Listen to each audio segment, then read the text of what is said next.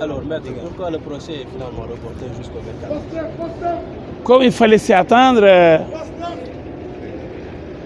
la première audience en matière de citation directe devant le tribunal correctionnel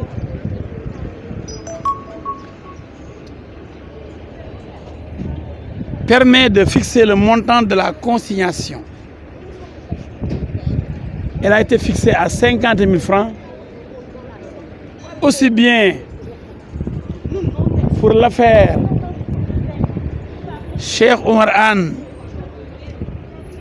mon client, contre Pape Alé Niang et Mody Niang,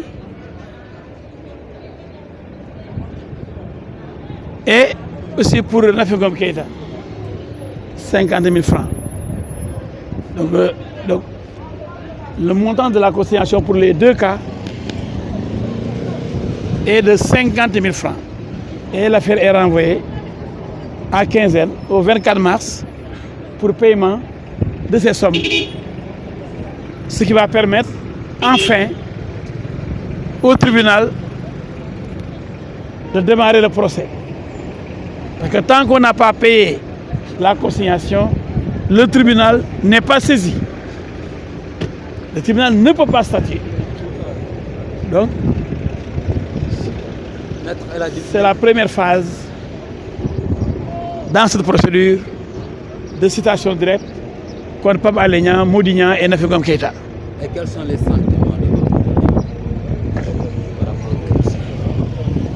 Les sentiments de mon client, c'est quelqu'un qui a saisi la justice et qui compte beaucoup sur la justice pour que sa dignité, son honneur, sa crédibilité soient préservés. C'est quelqu'un qui se sent diffamé, qui se sent injurié, qui se sent alors victime d'un complot et qui voudrait que la justice permette à tous les Sénégalais de savoir qu'il est un homme sérieux, rigoureux et qui n'a absolument rien à se reprocher. Qu'est-ce que vous reprochez à... Que ce sera une tâche facile puisque Pape Alé Niang est convaincu d'avoir des preuves et il avait donné 10 jours pour amener des preuves. Vous savez, attendez le procès. Je n'aime pas aller vers un combat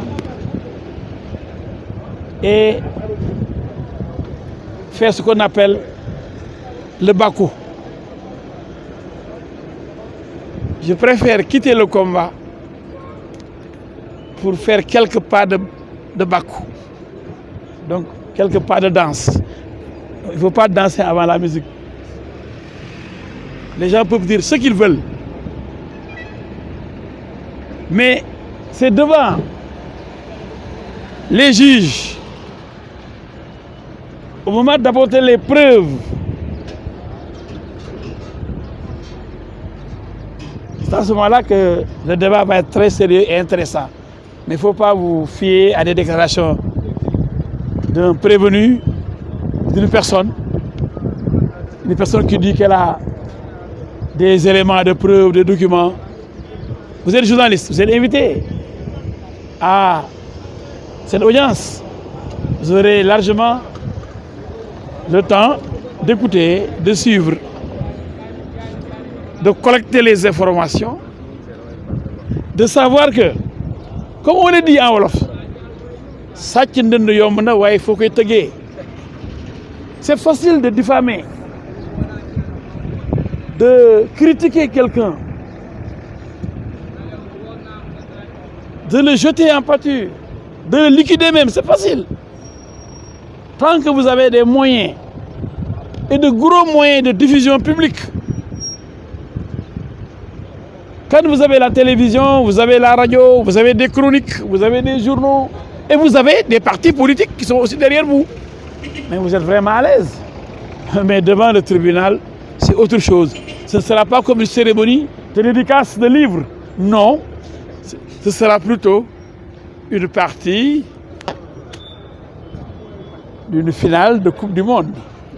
Maître, qu'est-ce que vous reprochez à Pape Alé Niang, Mody Niang et Mme? Mais d'avoir diffamé Cheikh Oumar Anne, d'avoir raconté des histoires, d'avoir en fait dit des choses inexactes sur la personne de Cheikh Oumar Anne. C'est tout, c'est ça la diffamation. Jeter quelqu'un en pâture, le présenter sous un visage hideux, le présenter alors comme un vulgaire voleur, alors que lui, il n'a absolument rien à se reprocher. Ça fait désordre, ça fait très mal. Et c'est pourquoi le délit de diffamation est institué. Il est créé pour ça, pour réparer le préjudice subi par la personne diffamée. Parce que c'est trop facile de raconter n'importe quoi sur n'importe qui. Mais faut-il être de bonne foi? Mais quand on est opposant, et quand on en veut à la personne qui est en face jusqu'à perdre complètement le nord, et perdre la raison, ça devient grave et dangereux.